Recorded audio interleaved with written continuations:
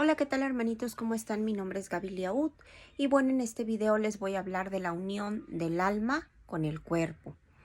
Bueno, esa unión comienza desde la concepción, pero solo es completa en el instante del nacimiento, porque desde el momento de la concepción, el espíritu está designado para habitar determinado cuerpo que se une a él por medio de un lazo fluídrico que se va estrechando.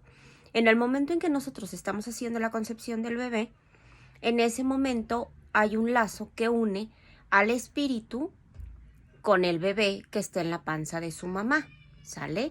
Y poco a poco, conforme va pasando el tiempo, ese lazo se va haciendo más estrecho hasta el día en que la mamá da a luz. Entonces, cuando el bebé da ese grito, su primer grito, su primer llorido, es cuando el bebé anuncia que, bueno, ya es parte de los seres vivientes y servidores de Dios. Entonces, esa unión es ya definitiva porque ya gritó, ya se hizo presente el bebé y entonces ha sido designado para ese cuerpo. Pero esos vínculos sí son un poco débiles. Entonces, sí puede llegar a echarse para atrás el espíritu y decir, ¿sabes qué? Yo no quiero esto. Y como apenas está muy reciente la encarnación, pueden quebrar esos vínculos con facilidad. El espíritu puede retroceder ante la prueba que escogió y es cuando el niño no vive. ¿Sí? Entonces, ¿qué acontece al espíritu si el cuerpo que había elegido muere antes al nacer? Opta por otro cuerpo.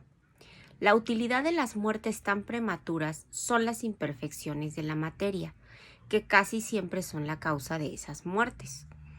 Entonces, ¿qué beneficio podrá reportar a un espíritu su reencarnación en un cuerpo que fallece pocos días después de su nacimiento? El ser no tiene suficiente para desarrollar la conciencia de su existencia, no tiene la edad porque es un bebé. Entonces esa importancia es prácticamente nula. ¿Por qué? Porque para él pues no tuvo tiempo de portarse bien o portarse mal. Eso es más bien una prueba para los padres. Entonces, ¿sabe el espíritu de antemano que el cuerpo que escogió no tiene posibilidades de vivir? Algunas veces lo sabe, pero lo ha elegido por ese mismo motivo. Entonces, a veces no les gusta, a la mera hora de que ya están ahí, se echan para atrás y entonces ya no se lleva a cabo. Sí nace, pero les repito, esos lazos quedan frágiles. Entonces, como quedan frágiles, el espíritu todavía puede echarse para atrás y decir, ya no quiero encarnar. Entonces, cuando la reencarnación se ve frustrada para el espíritu debido a cualquier causa, no siempre se cumple otra existencia de forma inmediata. El espíritu tiene que tener un tiempo para poder escoger de nuevo, a menos que la reencarnación instantánea no provenga de una determinación anterior. Pero por lo general tenemos que estudiar. Recordemos que cuando nosotros estamos como espíritus errantes, nosotros seguimos aprendiendo, seguimos estudiando, aunque no tengamos una materia, podemos seguir presentándonos en lugares en donde están los hermanitos que sí están encarnados y podemos seguir aprendiendo de lo que vemos. No nada más aprendemos en este mundo material, también aprendemos en el mundo espiritual, ¿sale? Entonces, no siempre es de forma inmediata que no reencarnen y bueno, hay otras veces que sí, ¿sale? Si uno como hombre ya encarnado, nosotros decimos, ¿sabes qué? Es que a mí no me gusta mi vida y empiezan a quejarse de esa vida que llevan y desean que sea diferente y entonces dicen, ¿sabes qué? Es que yo no puedo con esto es más de lo que yo puedo, esto excede mis fuerzas y deciden quitarse la vida. Lo único que están haciendo es suicidarse, porque ellos creen que la prueba que ellos están viviendo está muy por encima de ellos y no se dan cuenta que van a sufrir igual. Ya no van a tener las dolencias del cuerpo físico, pero todos los remordimientos y todas esas cosas que te atormentan van a seguir ahí, ¿sale? ¿Por qué? Porque el suicidio no es una salida fácil.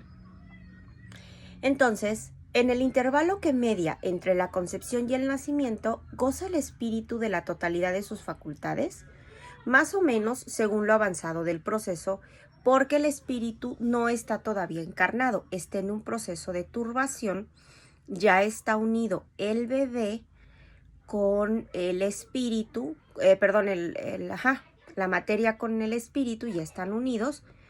Desde el momento en el que empezó la concepción, entonces empieza el estado de turbación y se empieza a apoderar del espíritu, que queda advertido de que ya llegó la hora de una nueva existencia. Entonces, esa turbación va en aumento hasta el instante en el que el niño nace. Entonces, en el interín, esa situación es más o menos la de un espíritu encarnado durante el sueño, así como estamos cuando el sueño, el cuerpo tiene sueño, así ellos se sienten, más o menos a eso equivale. Entonces, conforme se va aproximando la hora del nacimiento, esas ideas pues se van esfumando, el recuerdo del pasado, todo lo que no tiene que saber se le va quitando. Una vez que el cuerpo ya muera y el espíritu le toque regresar al mundo espiritual, entonces ya va a ir recobrando sus facultades y se va quedando con todo ese conocimiento que obtuvo mientras estuvo encarnado. ¿Sale? Y entonces todo se va desarrollando de forma gradual. Entonces se trata de una nueva vida. Cuando nosotros nos toca encarnar y tenemos una nueva vida, tenemos que aprender a servirnos de nuestros instrumentos, porque las ideas van a volver de manera paulatina, como un hombre que sale del sueño y se encuentra en una postura diferente de la que tenía antes de dormirse. Se podría decir que ese momento que se durmió es el momento en el que estuvo encarnado, ¿sale? Bueno, entonces, la unión del espíritu con el cuerpo solo se consuma completa y definitivamente después del nacimiento. ¿Podemos considerar al embrión como poseyendo un alma? ¿El espíritu debe de animarlo? Sí, claro que existe y en cierto modo el espíritu está fuera de él. Pero no tiene, hablando como propiedad del alma, ya que la encarnación está solo en vías de operarse, pero se encuentra unido al alma que debe de poseer por ese cordón que les comenté. Entonces, ¿cómo se explica la vida intrauterina? Esa es la planta vegeta, el embrión que vive la existencia animal. El hombre, en cambio, poseerá en su vida la vida animal y la vegetal, que ha de nacer completa con la espiritual. ¿Sale? Hay, como la ciencia lo indica, los niños que desde el seno materno no tienen posibilidades de vivir. ¿Y con qué objeto sucede esto? Bueno, esto ocurre a menudo y Dios lo permite a título de prueba, ya sea para los progenitores o bien para el espíritu que está asignado para ocuparse de ese cuerpo. Entonces, hay niños nacidos muertos que no estaban destinados a la encarnación de un espíritu y que jamás tuvieron asignado a su cuerpo un espíritu. Para ellos, pues nada debía realizarse. En tal caso, la prueba era para los padres. ¿Por qué? Porque el niño estaba muy chiquito, no se pudo portar ni bien ni mal y le tocó desencarnar. Bueno, entonces esa prueba es pues la pérdida que los padres van a experimentar de ese bebé que tanto anhelaban, que tanto esperaron y que no se pudo llevar a cabo la vida de él, ¿no? Entonces, bueno, también hablamos sobre las consecuencias del aborto. ¿Por qué? Porque para un espíritu esa existencia es nula y entonces debe de reiniciarse. Entonces el aborto provocado, pues nos dice el hermanito de luz que constituye un crimen, sea cual fuere el grado de desarrollo del proceso de gestación, hay un crimen. ¿Por qué? Porque estamos transgrediendo la ley de Dios. La madre o cualquier otra persona va a cometer en todos los casos un crimen al quitarle la vida al niño antes de su nacimiento, porque ello equivale a impedir que el alma afronte las pruebas cuyo instrumento debía de ser el cuerpo. Para que nosotros crezcamos, evolucionamos, sigamos con nuestras pruebas, tenemos que encarnar. Y si la que va a ser nuestra madre nos está quitando esa oportunidad de tener un vehículo, un cuerpo para poder venir a afrontarlas, quien comete el crimen ahí es la mamá, no el niño, porque el niño al final pues depende de lo que la mamá decida, porque la mamá dice, bueno, es mi cuerpo, ¿no? Pero según nos enseña el espiritismo, pues no podemos decidir sobre la vida de otras personas, así sean dentro de nuestro cuerpo. ¿Por qué? Porque transgredimos la ley de Dios, ¿sale? Entonces, en los casos en que, por ejemplo, la madre está corriendo peligro, si el niño nace, bueno, es preferible sacrificar al ser que no existe y no al ser que existe. O sea, la mamá es preferible que ella viva. ¿Es racional dispensar al embrión las mismas consideraciones que al cuerpo de una criatura que ha vivido? Todo es voluntad de Dios y su obra. Nosotros no debemos de tratar con ligereza las cosas que debemos respetar. Ello está dentro de sus designios y nadie está llamado a juzgar. ¿Por qué? Porque nosotros venimos a aprender, a crecer, a evolucionar.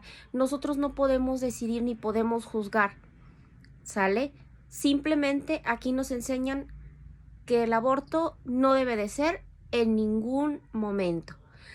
Sea el tiempo de gestación que tengas, se transgrede la ley de Dios. Eso es todo lo que nos enseña el espiritismo. Debemos de cuidarnos y cuidar la vida, de cuidar y respetar nuestro cuerpo, porque no nada más nos van a pedir cuentas de que si abortamos, sino que también nos van a pedir cuentas de qué fue lo que sucedió con nuestro cuerpo.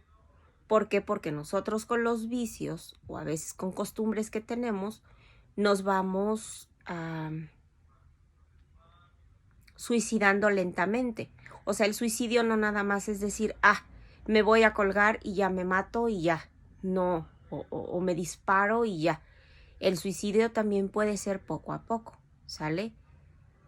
Bueno, hermanitos, espero que les haya gustado. Les hablé del libro de los espíritus del maestro Allan Kardec.